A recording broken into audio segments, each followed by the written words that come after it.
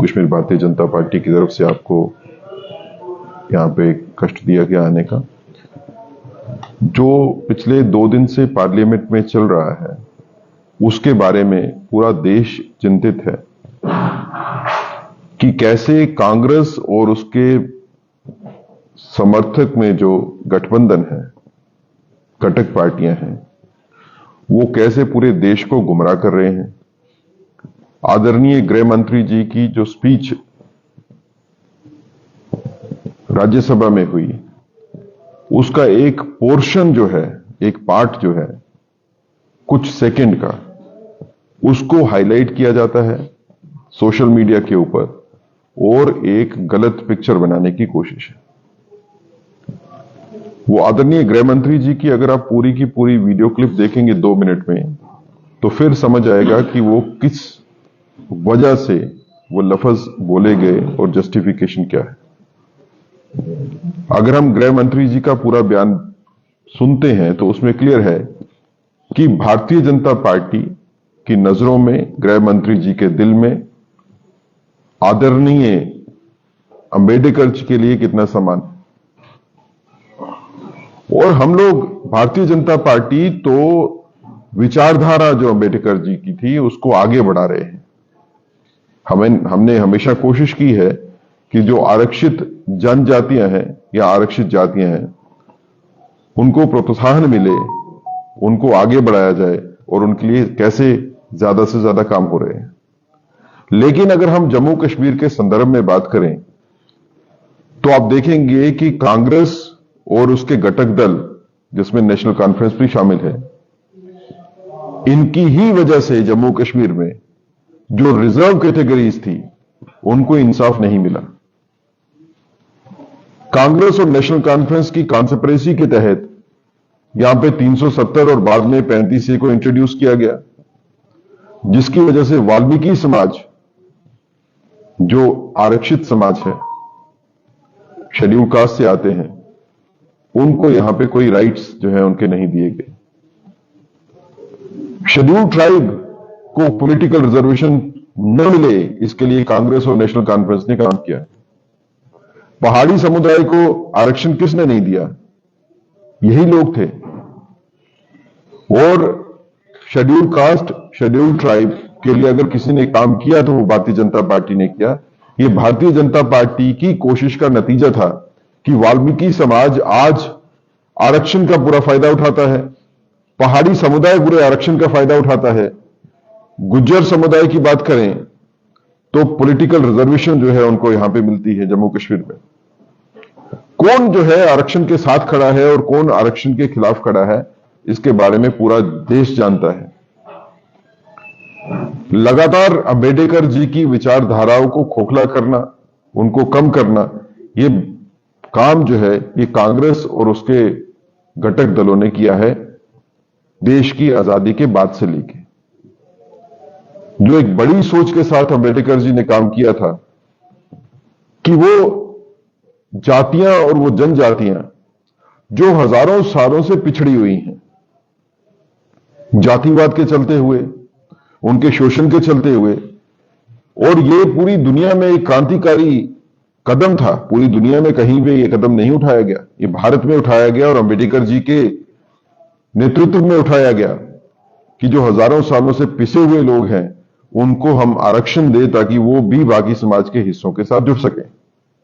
और ये अंबेडकर जी की बड़ी सोच थी, जिसके तहत पिछले तकरीबन 75-77 साल में, चाहे वो शेड्यूल कास्ट हो, चाहे वो शेड्यूल ट्राइब हो, इसमें एक बड़ा वर्ग जो है वो निकल के सामने आया है, जो पढ़े भी, लिखे भी और जिन्होंने महत्वपूर्ण पदों के ऊपर बैठे और आज भी बैठे हुए हैं।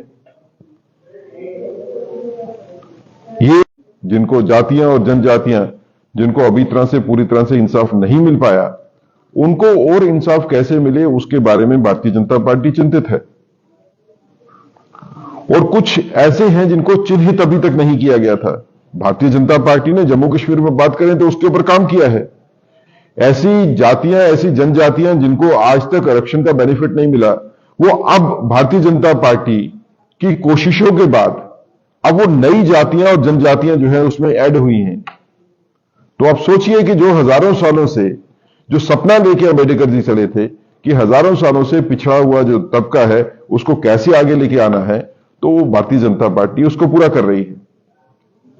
लेकिन अगर कांग्रेस की और जो इंडी संगठन की बात करें तो लगातार सड़कों के ऊपर आके प्रदर्शन करना, एक क्लिप के कुछ सेकंड के हिस्से को अलग से काट के और लोगों को गुमराह करने की कोशिश करना, यह इसी तरह की कोशिश है जो पिछले इलेक्शन में भी, पार्लियामेंट्री इलेक्शन में भी की गई कि भारतीय जनता पार्टी का अगर बहुमत जो है वो 400 से ऊपर होगा तो कॉन्स्टिट्यूशन को बदलने की कोशिश की जाएगी। यह राजनीतिक षड्यंत्र है। भारतीय जनता पार्टी ने तब भी क्लियर किया था कि हम कॉन्स्टिट्यूशन के साथ खड़े हैं, हम रिजर्वेशन के साथ खड़े हैं। आज भी भारतीय जनता पार्टी ये कहती है कि हम रिजर्वेशन के भी साथ हैं, जातियों और जनजातियों के साथ खड़े हैं। अंबेडकर जी की सोच को भारतीय जनता पार्टी नमन करती है और उसको आगे लेके बढ़ना चाहती है। अंबेडकर जी का अगर किसी ने आदर किया तो वो भारतीय जनता पार्टी ने किया। अंबेडकर जी का आदर वही करेगा जो अंबेडकर जी की विचारधारा का आदर करता है। जो अंबेडकर की विचारधारा को आदर नहीं करते वो अंबेडकर जी का आदर क्या करेंगे। हमने अंबेडकर जी की विचारधारा का भी आदर किया, उसको आगे भी बढ़ाया, और भारत रत्न देना अगर अंबेडकर जी को एक बड़ा कदम था तो वो कांग्रेस क्यों नहीं कर पाई इतने सालों में।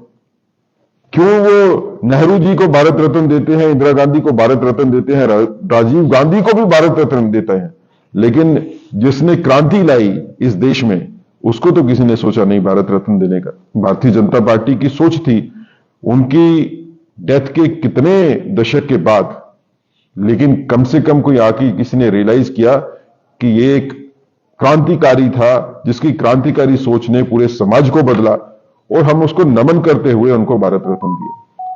तो इसलिए जनता को गुमराह करने की जो कोशिश कांग्रेस की और बाकी इंडिया अलायंस के जो उसके पार्टनर हैं उसकी है, वो पूरी की पूरी तरह जो है उसका पर्दाफाश हो गया जब वो पूरे का पूरा क्लिप चलाया जाता है जिसमें आदरणीय होम मिनिस्टर जी ये कहते हुए साफ दिखते हैं कि हम तो अंबेडकर जी के साथ खड़े हैं, हम उनकी सोच को नमन करते हैं। अगर आप उनकी सोच को नमन करते हैं तो ये बड़ी अच्छी बात है, लेकिन आप अपने कर्मों से, अपने कार्यों से कहीं अंबेडकर जी की सोच को नमन करते हुए नहीं दिखते, बल्कि उसकी विचारधाराओं को विरोध करते हुए दिखते हैं, जिसके चलते हुए अंबेडकर जी के खिलाफ इलेक्शन में खड़ा किया जाते हैं बंदों को और जितवाया जाता है।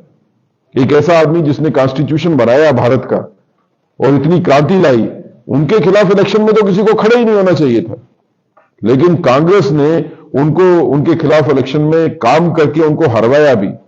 तो आज अंबेडकर जी का नाम लेने वाले अगर उनके सही कोई फॉलो करने वाले हैं तो भारतीय जनता पार्टी के लोग हैं, और जो अंबेडकर जी के विरासत को वोट की तरह इस्तेमाल करने में लेकिन उनकी कार्य प्रणाली को के साथ सहमत नहीं है, जो उनके कार्यों के साथ सहमत नहीं है, वो कांग्रेस और इंडिया अलायंस है।